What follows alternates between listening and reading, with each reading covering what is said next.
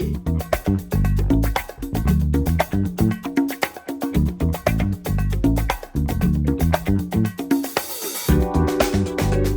suis Annelise Wagner, 43 ans, française d'adoption, brésilienne de naissance. Mon parcours est ce qu'on appelle souvent un parcours atypique. Adolescente, je pensais que j'allais faire médecine pour suivre la carrière de papa.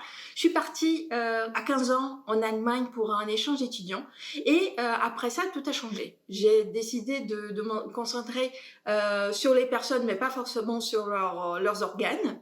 Et j'ai décidé de faire lettres, portugais-allemand, langue et littérature. J'ai ensuite fait un peu de recherche, beaucoup d'enseignement.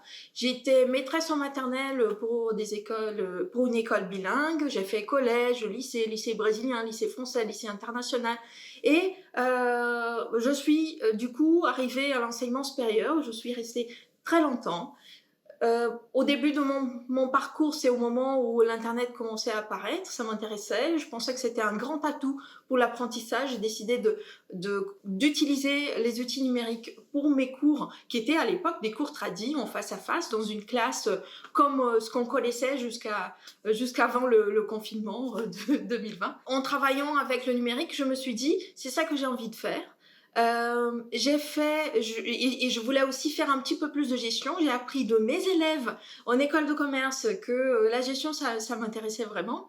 Et du coup, j'ai fait un MBA et j'ai continué à faire cours, à continuer à utiliser un peu plus le digital et je suis devenue quelqu'un qui fait aujourd'hui des projets en système d'information pour l'enseignement et l'apprentissage. Je travaille aujourd'hui pour Expertise, c'est un éditeur de logiciels pour l'apprentissage, pour le digital learning. Mon métier consiste à concevoir des systèmes, c'est-à-dire des systèmes d'information, des logiciels, des plateformes d'apprentissage, des modules d'apprentissage, concevoir le contenu, scénariser ce contenu, intégrer ce contenu dans des logiciels pour que ça puisse fonctionner en ligne, penser des parcours intégrés au e-learning, c'est-à-dire autonome devant un ordinateur, projet, études de cas, cours présentiels, ce qu'on appelle le blended learning, l'approche par compétence, par tâche, pardon, et aussi penser à des systèmes dans un point de vue gestion, c'est-à-dire concevoir des façons de travailler l'apprentissage pour que les individus puissent monter en compétences de la façon la plus efficace, la plus rapide, la plus agréable possible, pour que les entreprises puissent comprendre comment l'évolution de compétences fonctionne chez elles et comment elles sont en train d'investir leurs ressources et leur argent pour faire les gens monter en compétences, pour que les managers puissent comprendre la formation dans leurs équipes. Dans le cas des écoles, c'est un des points forts de ma carrière, pas forcément du digital learning, mais penser des nouvelles façons d'organiser l'enseignement supérieur pour qu'il puisse répondre à nos nouveaux contextes, à notre nouvelle façon de nous organiser en tant que personne dans le monde, pour que ça puisse se refléter aussi dans nos façons d'apprendre. Le contact avec les gens, de savoir que ce que je fais fait profiter les gens tous les jours dans leur vie. Je crois que l'apprentissage, c'est quelque chose qui donne du goût à la vie, qui a une des raisons pour vivre. Et ça me rend très heureuse de savoir que je peux aider chaque personne et puis et les entreprises et les écoles à ce que les gens apprennent de plus en plus. J'aime aussi le côté système. J'aime concevoir des systèmes, c'est-à-dire des organisations où les personnes, les contenus, les compétences, les systèmes informatiques, les informations interagissent de façon à ce que on puisse créer un tout qui fonctionne, qui est compréhensible pour tout le monde et qui répond surtout aux besoins des individus et des organisations. C'est Quelque chose qu'on ne peut pas enlever du numérique, ce sont les anomalies. Bon, les anomalies font partie du numérique et ça, ce n'est pas un problème.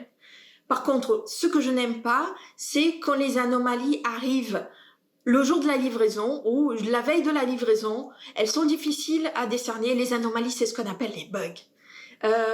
Et on n'arrive pas à les corriger, puis ça crée un stress parce que le lendemain c'est le jour du go et si l'anomalie n'est pas corrigée, une anomalie bloquante, tout peut foirer et l'utilisateur, l'apprenant qui est de l'autre côté de l'écran va avoir une expérience désagréable et ce qu'on souhaite pas, c'est des expériences désagréables.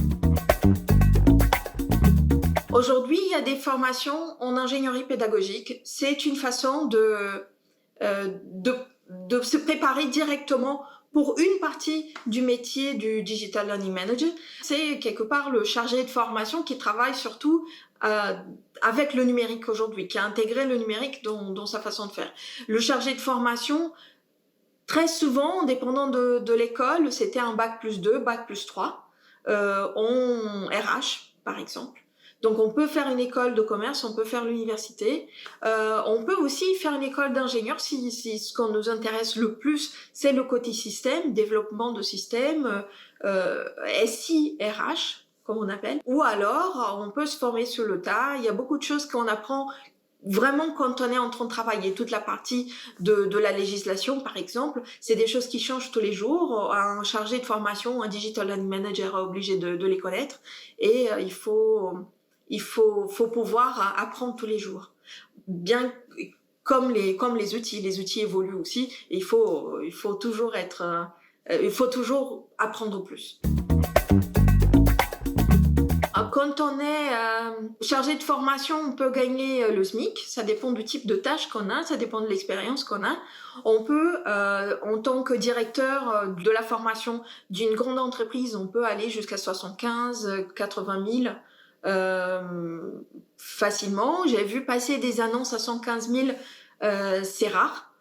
Et puis la moyenne pour la formation, c'est entre 45 et 65 000. Faites ce que vous aimez. Si vous aimez quelque chose, apprenez. Donnez-vous le temps de comprendre, de faire toujours mieux. Soyez à l'écoute des opportunités, soyez à l'écoute des gens.